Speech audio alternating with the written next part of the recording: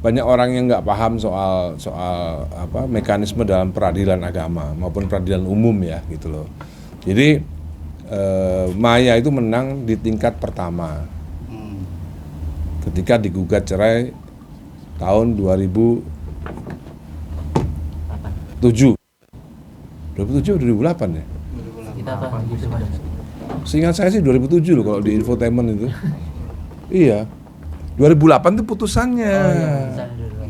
2008 itu putusannya. Jadi banyak informasi yang nggak akurat gitu ya, yang berseliweran. Jadi nomor satu orang juga mesti paham tentang perceraian menurut agama dan menurut menurut hukum positif, ya kan? Secara agama, saya itu yang menceraikan Maya bulan Desember tahun 2006. Gitu.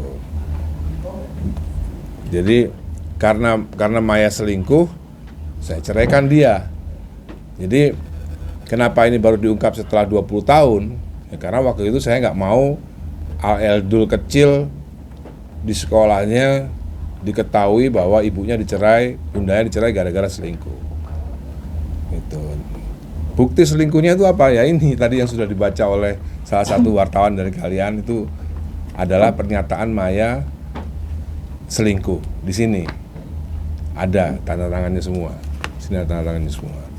Itu. Ini adalah bukti ABC. Ini bukti ABC. Ada lagi bukti D, E, F, G sampai Z. Ada lagi bukti. Dan bukti ABC ini Al-Eldul belum tahu. Tapi yang D, E, F, G sampai Z Al-Eldul udah tahu. Makanya saya cuek aja hari ini jumpa pers, cuek aja karena Al-Eldul udah tahu. Gitu. Jadi orang harus paham bahwa perceraian menurut agama sah ketika seorang laki-laki mentalak 3. Jadi saya talak 3 Maya di bulan Desember tahun 2006. Saya talak 3 langsung dengan SMS. Itu udah banyak yang tahu kok tentang itu kan. Saya talak 3 langsung. Nah, maka dari itu karena sudah tidak ada harapan, akhirnya Maya file gugatan cerai secara negara. Beda loh ya. Jadi Maya menggugat saya cerai ke pengadilan agama itu posisinya sudah saya talak 3. Gitu. Makanya orang harus banyak belajar agama. Sesudah saya talak 3. Nah, ini kan ada hubungannya dengan posting terakhir saya ya. Posting terakhir saya itu menjelaskan bahwa secara tersurat Maya itu kalah. Secara tersurat ya. Tersirat ya. Secara tersirat Maya itu kalah. Karena apa? Karena pada akhirnya hakim Mahkamah Agung itu lebih percaya kepada saya daripada kepada Maya. Kenapa bisa lebih percaya? Karena putusan akhir, jadi orang harus paham bahwa di dalam jenjang pengadilan itu ada pertama adalah pengadilan agama. Saya kalah di pengadilan agama, banding, kalah lagi di banding, sampai kasasi ketiga, sampai PK. Nah setelah di PK ini hak asuh itu disebut udah nggak berlaku karena PK ini diterbitkan 2013. Jadi hakim Mahkamah Agung ini bijaksana. Mereka tahu bahwa yang salah ini bundanya.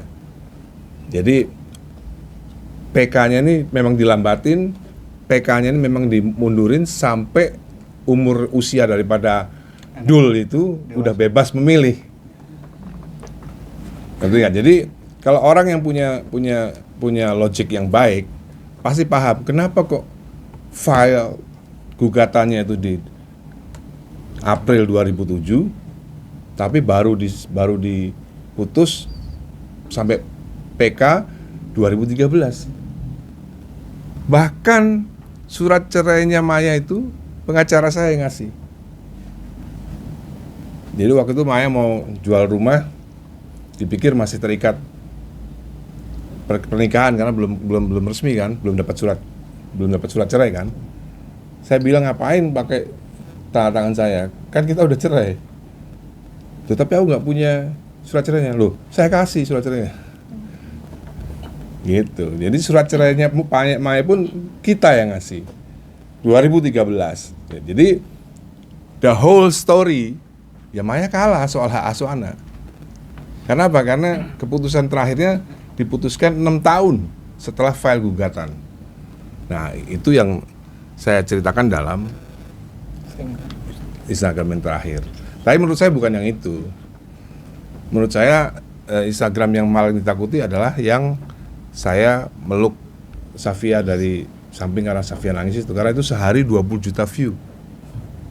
Kalau itu nggak di take down, mungkin sekarang udah 40 sampai 60 juta view. Pak De, Yes. tadi kan Pak De juga bilang ada bukti A, B, C, D sampai Z. Mungkin dari Ini ABCD, ini ABC.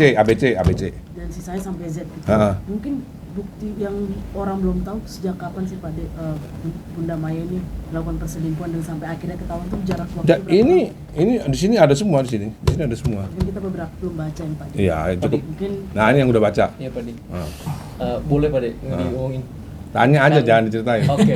Oke. Kan dari rentang waktu tersebut Pak De, dari September, kalau nggak salah dari September sampai Desember, apakah itu sosok yang juga sama yang Pak De sebut di Yes. Instagram? Yes. Oh benar Pak De? Iya. Gitu. Bahkan nomor teleponnya ada. Jadi waktu itu Maya menggunakan nomor telepon yang isi ulang dulu, ingat ya nomor telepon isi ulang tahun 2007. Bocor. Dia pikir itu tidak ada. Kalau dulu Telkomsel kalau yang bayar pasca bayar itu kan ada print outnya. Nah, dia pikir kalau yang isi ulang nggak ada print out, ternyata saya bisa print out gitu. Oke. Tapi itu kan nggak bisa dimasukkan ke dalam pengadilan. Karena apa? Karena itu nggak sah. Yang boleh melakukan itu hanya polisi, gitu. tapi Pak De, benar Pak De yang sama dengan salah satu bos televisi swasta Ya bener, ngapain saya bohong? Itu Tapi bener. dari kabarnya juga istri dari si bos TV itu juga sudah mengetahui. Sudah tahu, kalau enggak kan nggak mungkin di blacklist. Sebelumnya kan beliaunya kan ada di acara TV tersebut banyak, tiba-tiba di blacklist. Dan itu sempat pihak istrinya sempat ngobrol juga sih sama Enggak, Pak De dan enggak. gitu. Enggak, ngapain? Tapi bener nggak sih Pak De sampai kayak digugat itu, kalau nggak salah ada beritanya Pak De itu sampai digugat itu kalau nggak salah. Enggak ada. Oh iya. Pada ini tapi kan netizen banyak yang ngujat Pak De nih. Iya. Capek nggak sih Pak Capek De? nggak sih Pak De atau gimana, kesel nggak sih Pak Ya De? enggak lah, kan saya suka cerita di Instagram. Kalau ada kita lagi ngopi-ngopi di rumah Pondok Indah besar, terus tiba-tiba ada orang di pinggir jalan lewat, goblok lu, tolol lu, masa marah? Ya, biasa aja. Gitu. Pak De, berarti yang talak 3 kan Desember Pak De. Ini Yes. kejadiannya kan dari September sampai November Pak De. Ah. Itu adalah akumulasi dari sekian Iya dong. masalah sebelumnya. Ini ya Berarti ini enggak, sebenarnya talak 3 gara-gara bukti D C D E F G H I Z. Oh, ini baru apa deh? Ini baru ABC kan, ini kan baru ABC Oh. gitu. Setelah itu saya dapat bukti yang pernah saya play buktinya, sebuah pengakuan yang juga direkam diam-diam. Waktu itu kan lagi ribut nih. Nah, waktu itu Silet kan belain Maya banget waktu itu, ya kan? Dengan Yeni Judikanya, dengan Indigonya. Yeni Judika itu, nanti boleh tanya sama Yeni Judika. Yeni Judika itu pernah mendengar pengakuannya Maya, tapi dia tidak mau memberitakan. Lucu ya? Yang mana tuh Pak De? Pengakuannya Maya Yang mana? direkam, ada. Tanya aja sama Yeni Judika. Jadi saya sudah tawarkan Silet dan Yeni Judika, nih kamu kan suka berita yang menarik nih, saya kasih rekaman suaranya Maya mengaku telah tik nggak mau nayangin. Karena apa? Karena kalau dia tayangin pasti dia dipecat sama, bukannya dia yang dipecat, Indigonya yang dipecat.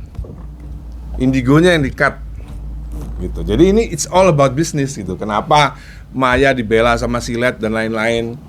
Kenapa sampai bikin konten supaya jadi semuanya itu bohong semua. Maya naik pagar, katanya rumah dikunci. Itu memang settingan konten yang dibuat oleh Silet supaya jadi drama. Padahal rumah saya sampai sekarang lo nggak pernah, kan wartawan kan sering. Sampai sekarang masih di rumah saya sering kan nongkrong. Pernah nggak dikunci di gembok rumah saya? Nggak pernah. Seumur-umur nggak pernah. Jadi sengaja emang disuting sama Silet naik pagar supaya susah. Nanti ulang tahun pelukan sama Al pakai lilin seolah-olah tidak. Itu settingan semua yang dibuat oleh Silet. Dan beberapa production house yang punya relasi ke TV swasta tersebut, karena kalau nggak memberitakan yang mereka mau ya dipotong kontraknya, diputus kontraknya sama TV tersebut gitu. Tapi Pak De, kalau mungkin boleh tahu, mungkin sudah disurat itu atau bagaimana, kayak awal mula Pak De mengetahui ada perselingkuhan ini seperti apa sih Pak De? Ya kita namanya suami ya, kan telepon kan bisa. Waktu itu masih pakai telepon biasa, telepon rumah, masih ada telepon rumah. Ya biasa namanya suami ya, pasti ada telepon di relay percakapan kita dengar gitu. Waktu itu inisialnya Mbak Citra. Oh siapa nih Mbak Citra ini? Oh gitu. Dari situ enggak, dia cerita sama temennya soal Mbak Citra. Tadi ini kan tadi ngomong-ngomong soal komentar negatif dari netizen. Ini bahasnya kan ke Instagramnya Safera. Mungkin Safia. Brad Knight. Ya gitu malah. Mungkin ada dari Safera sendiri udah ada omongan ke Pak De nggak sih cerita-cerita? Ya sudah kan waktu di Instagram yang saya peluk via saya rangkul saya bisikin itu kan saya udah cerita semuanya gitu. Jadi ya dan beberapa pernah kita tangkap kan dengan polisi kan, dengan cyber kan gampang nangkap orang-orang komen yang jahat-jahat itu kan gampang. Ketika kita mau tangkap orangnya miskin banget, kasihan, akhirnya kita nggak jadi lah, biarin deh gitu. Jadi memang Indonesia ini memang kita harus naikkan gizinya, naikkan pendidikannya. Karena semua rata-rata yang begitu tuh rata-rata yang memang miskin, ekonominya, sekolahnya nggak tinggi, jadi mereka nggak bisa membedakan antara baik dan jahat. Itu sebenarnya kondisi yang sangat serius banget. Tapi Pak De capek nggak sih, maksudnya banyak komentar negatif ke Pak De Dani, ke keluarga, nggak banyak apa-apa. yang mendukung Bunda Maya, padahal Pak De sendiri memegang bukti krusial. Ya nggak apa-apa, itu kan kalau dalam Islam kan kita kan mendapatkan manfaatnya gitu, tempat pahalanya gitu. Pak De, ini kan bisa dibilang juga kayak setiap menikahkan anak Al Ya karena setiap menikah kan selalu ada drama, ya kan? Kalian ingat waktu siramannya Al kan tidak diliput TV, nggak ada tuh tangis-tangisan. Waktu siramannya Al, waktu Al sungkem sama bundanya, nggak ada tangis-tangisan, nggak ada pidato-pidato yang speech yang mengundang masa lalu tuh nggak ada gitu, karena nggak ada TV. Giliran SCTV tayangin, keluar deh semuanya, gitu kan? Itu kan menjadi pertanyaan, kenapa waktu di sungkemannya Al tidak ada speech, kenapa waktu sungkemannya L ada speech yang mengungkit-ungkit masa lalu? Kan saya udah wanti-wanti, jangan mengungkit-ungkit masa lalu lagi. Karena apa? Karena kalau ngungkit saya akan bongkar semuanya.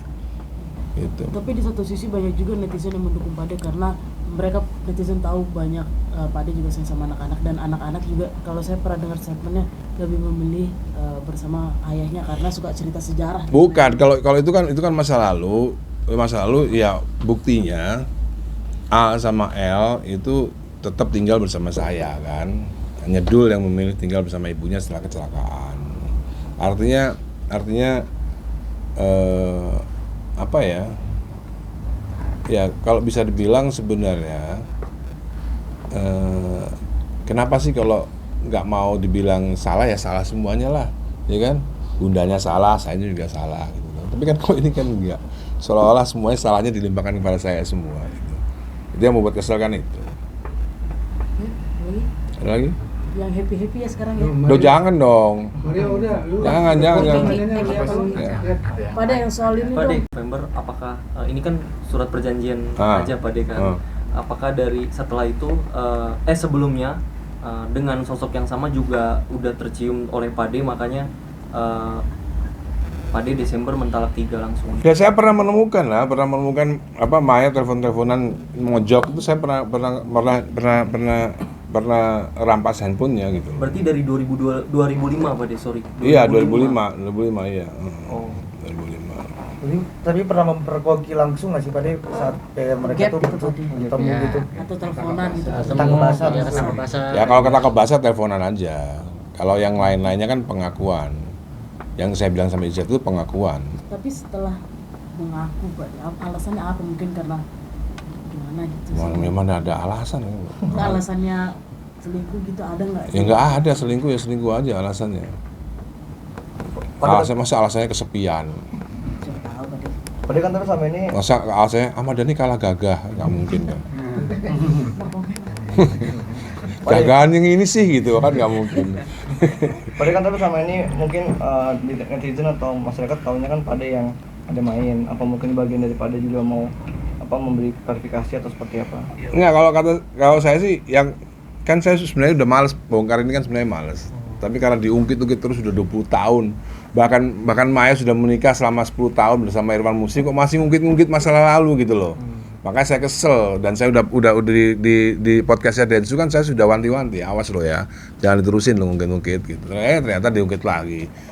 Giliran ada TV si Raman ada TV bikin drama lagi gitu.